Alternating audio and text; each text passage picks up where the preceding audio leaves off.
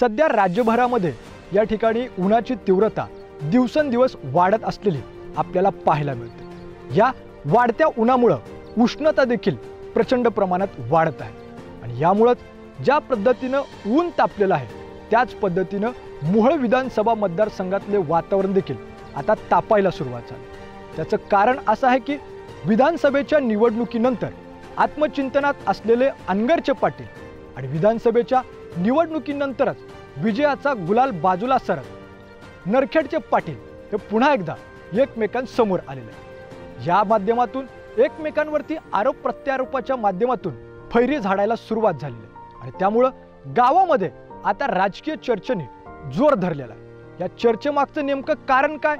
मोहोळ विधानसभा मतदारसंघाचं वातावरण तापायला सुरुवात झाली तर का तापत आहे हे व्हिडिओच्या माध्यमातून आपण जाणून घेणार आहोत। नमस्कार, मी शिलवंत क्षीरसागर आणि तुम्ही पाहताय मुद्द्याचं बोल। मोहोळ विधानसभा मतदारसंघाची निवडणूक झाली आणि निवडणुकीनंतर राष्ट्रवादी काँग्रेस पार्टीचे अर्थात महायुतीचे उमेदवार असलेले यशवंत विठ्ठल माने यांचा मोठ्या फरकाने या ठिकाणी पराभव झाला। विरोधी गटाची भूमिका सांभाळणारे राष्ट्रवादी काँग्रेस पार्टीचे परंतु स्थानिक मुद्द्यावरून काहीसे बाजूला झालेले उमेश पाटील यांनी मतदारसंघामध्ये प्रचाराच्या दरम्यान फिरत असताना मोहोळ तालुका हा गुलामगिरीतून मुक्त करण्यासाठी या ठिकाणी विद्यमान आमदार बदलण्याची गरज असल्याचं आपल्या खास शैलीतून त्यांनी जनतेला ठासून सांगितलं। तर दुसरीकडे अनगरच्या बाळराजे पाटील यांनी मोहोळ तालुक्यातील विविध प्रलंबित प्रश्न सोडवण्यासाठी मोहोळला वाढीव निधीची आवश्यकता आहे आणि हा जास्तीचा वाढीव निधी आणण्यासाठी यशवंत विठ्ठल माने यांनाच पुन्हा एकदा निवडून देण्याची आवश्यकता असल्याचं त्यांनी देखील या ठिकाणी जनतेला सांगितलं। परिणामी महाविकास आघाडीचे उमेदवार असलेले राजू न्यानू खरे यांचा या ठिकाणी जवळपास 31,000च्या मताने विजय झाला। निवडणुका संपल्यानंतर दोन्हीही पाटील या ठिकाणी आपापल्या दैनंदिन कामामध्ये व्यस्त झाले।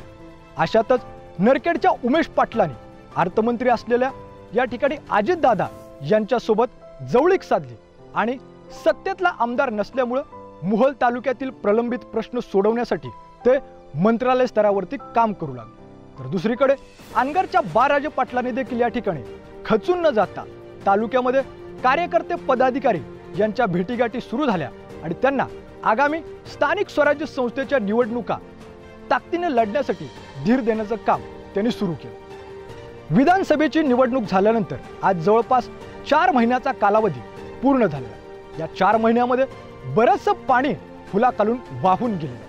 सोलापूर जिल्ह्यामध्ये हाय व्होल्टेज समजला जाणारा मोहोळ विधान मतदारसंघ हा पुन्हा एकदा स्थानिक स्वराज्य संस्थेच्या निवडणुकीच्या अगोदर या ठिकाणी टीका टिप्पणीमुळे चर्चेत येऊ लागला। दोन्ही पाटलांच्या कार्यकर्त्यांना आता स्थानिक स्वराज्य संस्थेच्या निवडणुका ह्या खुणावत आहेत। उमेश पाटील हे सध्या आपल्या कार्यकर्त्यांचे वाढदिवस असतील किंवा सत्कार समारंभ असतील या निमित्तानं मोहोळ विधानसभा मतदारसंघातील प्रत्येक गावोगावी जात आहे आणि त्या निमित्तानं ते आपल्या खास शैलीत पुन्हा एकदा अनगरकर पाटलांवरती टीका करत आहेत। टीका करताना सांगत आहेत की अनगरकर पाटलाकडे आता देण्यासारखं काही उरलं नाही, त्यामुळं ते फक्त आता शिव्या देत आहेत। त्यामुळं येणाऱ्या काळामध्ये देखील स्थानिक स्वराज्य संस्थेच्या निवडणुकीमध्ये पुन्हा एकदा त्यांना आपल्याला त्यांची जागा दाखवायचं असं आव्हान ते त्यांच्या भाषणातून करत आहेत। तर दुसरीकडे अनगरच्या बाळराजे पाटील यांनी जिल्हा परिषद आणि पंचायत समिती गटनिहाय बैठकांचा सपाटा लावला। या बैठकीच्या माध्यमातून ते देखील कार्यकर्त्यांना आव्हान करत आहे की येणाऱ्या काळामध्ये स्थानिक स्वराज्य संस्थेच्या निवडणुका ह्या आपल्याला ताकदीने लढायच्या। आपण राज्यात आणि केंद्रात सत्तेत आहोत, त्यामुळं आपल्याला कोण काय बोलतंय याकडे लक्ष न देता येणाऱ्या निवडणुकीमध्ये नव्या उमेदीनं आणि नव्या ताकदीनं काम करण्याचं आव्हान ते कार्यकर्त्यांना करताना दिसत आहे।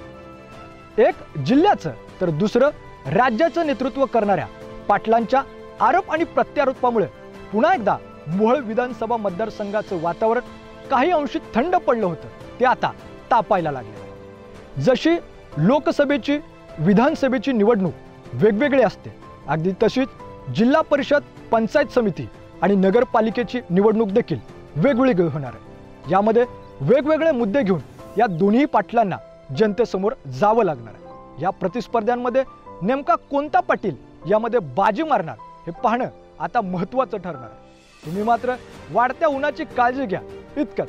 आणि तुम्हाला ही स्टोरी कशी वाटली हे आम्हाला कमेंटच्या माध्यमातून नक्की कळवा. आणि आपल्या मुद्द्याचं बोलूया या चॅनलला लाईक आणि सबस्क्राईब करायला विसरू नका. धन्यवाद.